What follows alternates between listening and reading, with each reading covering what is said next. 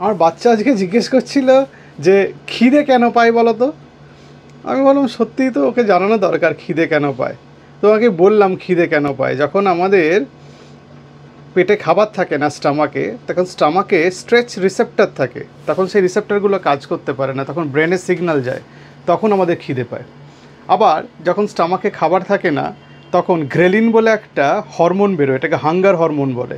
এই হরমোনটা আমাদের হাইপোথ্যালামাসে সিগন্যাল দেয়, তখন আমাদের খিদে পায়।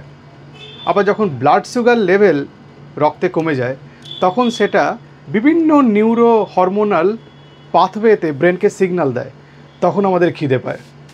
আবার আমাদের ফ্যাট সেলস থেকে লেপটিন বলে একটা হরমোন বেরোয়। এই হরমোনটা যখন শরীরে লো এনার্জি থাকে, তখন এটার পরিমাণ কমে যায়। এটা স্যাটাইটি হরমোন লেপটিনটা। যখন এই হরমোনটা, যখন লেপটিন কেমিক্যালটা যখন কমে যায়, তখন ব্রেনে সিগন্যাল যায়, তখন আমাদের খিদে পায়। আবার যখন আমাদের শরীরে এনার্জি থাকে না, পেটে খাবার থাকে না, তখন নিউরোপেপটাইড ওয়াই বা অ্যাগুইটি রিলেটেড পেপটাইড বলে ব্রেনে দুটো পেপটাইড অ্যাক্টিভেটেড হয়ে যায়, তখন আমাদের খিদে পেয়ে যায়।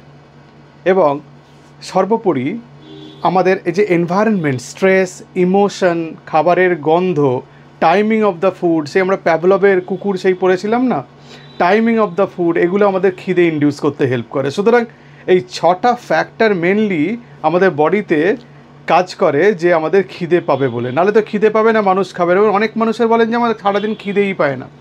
নিশ্চয়ই শরীরে কোনো প্রবলেম আছে। এই যে কেমিক্যাল, হরমোনাল, এই নিউরাল পাথওয়ে, এইগুলো কোনো তো একটা গণ্ডগোল হয়ে আছে, সেই জন্য খিদে পাচ্ছে না। সুতরাং খিদে পাওয়াটা একটা ফিজিওলজিক্যাল প্রসেস। আপনার খিদে পাওয়াটা স্বাভাবিক। আপনি যদি প্রচুর খাবার খেয়ে নেন, তাহলে তার খিদে পাবে না পেটে খাবার থাকলে। কিন্তু আপনি খাচ্ছেন না অথচ আপনার খিদে পাচ্ছে না, তার মানে কোথাও কিছু গোলমাল হয়েছে। এই হরমোন, এই নার্ভ, এই আপনার এনভায়রনমেন্ট, আপনার বডি, আপনার সিগন্যাল, আপনার ব্রেনে। তাহলে সেটা ইভ্যালুয়েট করে আমাদের দেখতে হবে কোথায় গণ্ডগোলটা হয়েছে, সেই মতো ব্যবস্থা করতে হবে।